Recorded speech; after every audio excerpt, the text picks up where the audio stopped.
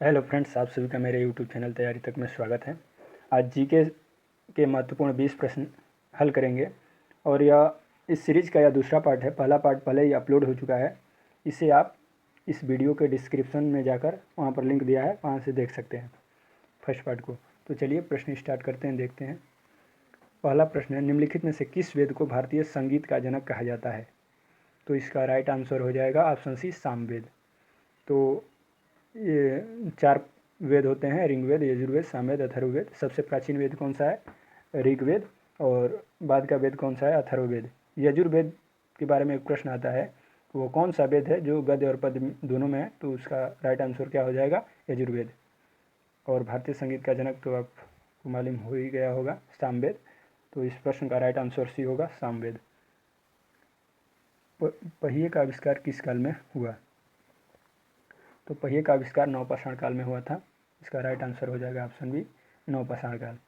और एक प्रश्न आता है, अग्नि की खोज किस काल में हुई थी? तो उसका राइट आंसर हो जाएगा पुरापाषाण काल। तो इस तरह आपको याद रखना है। ये सारे क्वेश्चन एग्जाम में आए हुए हैं और एग्ज़ाम के लिए, आने वाले एग्ज़ाम के लिए भी बहुत महत्वपूर्ण है। तो इसे आप देखते रहिए। अगला प्रश्न है, तराइन का प्रथम युद्ध कब हुआ था? तो तराइन का प्रथम युद्ध 1191 में हुआ था और किनके के बीच हुआ था? मोहम्मद गौरी और पृथ्वीराज चौहान के बीच हुआ था, जिसमें पृथ्वीराज चौहान विजयी हुआ। और लेकिन इसका तो आंसर ए सही होगा। लेकिन तराइन के 2 युद्ध हुए थे, एक 1192 में हुआ था जिसमें मोहम्मद गौरी जीता था और उसमें पृथ्वीराज चौहान हार गया था। और 1194 में चंदावर का युद्ध हुआ था, मोहम्मद गौरी और जयचंद के बीच हुआ था, जिसमें मोहम्मद गौरी विजयी रहा। और 1526 में पानीपत का प्रथम युद्ध हुआ था बाबर और इब्राहिम लोदी के बीच, जिसमें बाबर विजयी रहा। चलते हैं अगले प्रश्न की तरफ। महात्मा गांधी को सर्वप्रथम महात्मा किसने कहा? तो ये भी एग्जाम में बहुत बार पूछा गया है। तो इसका राइट आंसर हो जाएगा ऑप्शन बी, रविन्द्रनाथ टैगोर। और यदि यहीं पर पूछ देगा कि महात्मा गांधी को सर्वप्रथम राष्ट्रपिता किसने कहा, तो इसका राइट आंसर हो जाएगा सुभाष चंद्र बोस। तो इसमें आपको कन्फ्यूजन नहीं होना है। तो चलते हैं अगले प्रश्न की तरफ। भारत की राष्ट्रीय ध्वज का डिज़ाइन किसने तैयार किया था? तो इसका राइट आंसर हो जाएगा मैडम भिकाजी कामा। और बढ़ते हैं अगले प्रश्न की तरफ। भारतीय संविधान सभा में महिला सदस्यों की संख्या कितनी थी? तो भारतीय संविधान सभा में महिला सदस्यों की संख्या 15 थी। इसका राइट आंसर सी हो जाएगा। कब भारतीय संविधान सभा बना था? 1946 में बना था। तो इसका राइट आंसर सी हो जाएगा। भारत का पेरिस किस शहर को कहा जाता है? तो भारत का पेरिस जयपुर को कहा जाता है। तो इसका राइट आंसर ये हो जाएगा। मुंबई को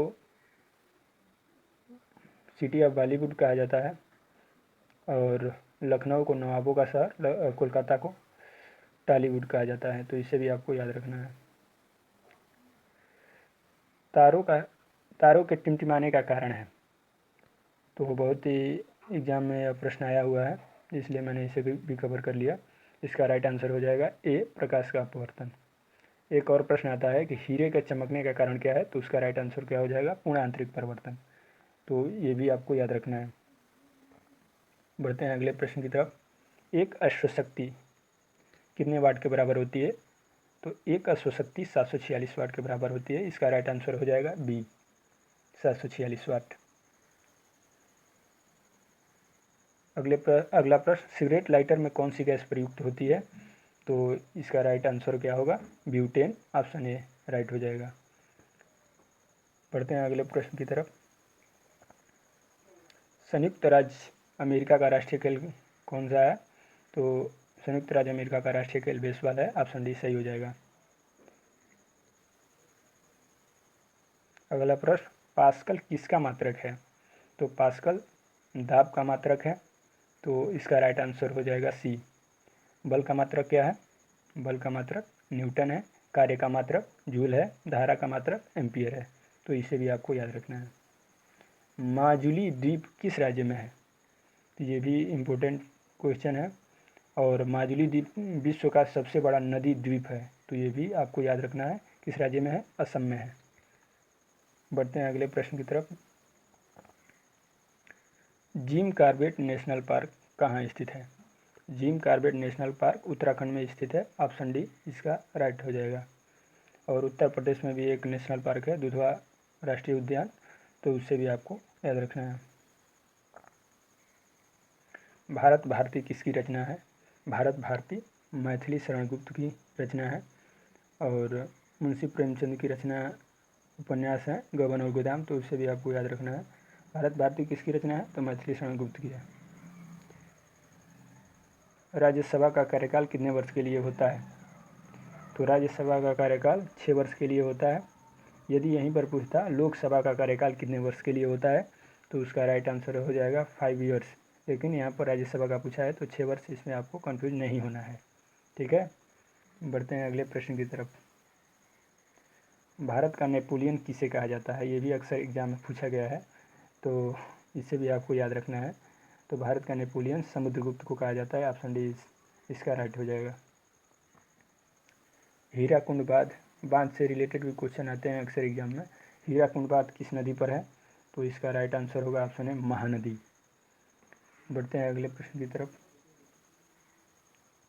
राष्ट्रीय युवा दिवस कब मनाया जाता है? तो राष्ट्रीय युवा दिवस 12 जनवरी को मनाया जाता है। इसका राइट आंसर सी हो जाएगा 12 जनवरी। और इसमें दिया है 15 जनवरी। 15 जनवरी को थल सेना दिवस भी मनाया जाता है। और 11 जुलाई को जनसंख्या दिवस मनाया जाता है। और 12 अगस्त को याद रखना है, राष्ट्रीय युवा दिवस तो 12 जनवरी को मनाया जाता है, लेकिन 12 अगस्त को अंतर्राष्ट्रीय युवा दिवस मनाया जाता है। तो इससे भी आपको याद रखना है। आखिरी प्रश्न देखते हैं। चीनी यात्री फाहियान किसके शासनकाल में भारत आया था? इसमें ऑप्शन दिया है ए सम्राट Ashoka, option B Harshvardhan, option C Skandagupta, option D Chandragupta द्वितीय। तो इसका राइट आंसर हो जाएगा चंद्रगुप्त द्वितीय। तो आपको इसे याद रखना है। यदि पूछते ह्वेनसांग किसके शासनकाल में भारत आया था, तो इसका राइट आंसर हो जाएगा हर्षवर्धन। तो उसका याद रखना है। ह्वेनसांग किसके शासनकाल में? हर्षवर्धन के शासनकाल में। और फाहियान किसके शासनकाल में? तो चंद्रगुप्त द्वितीय के शासनकाल में आया था। आज के लिए बस इतना ही। आपके लिए एक सवाल है।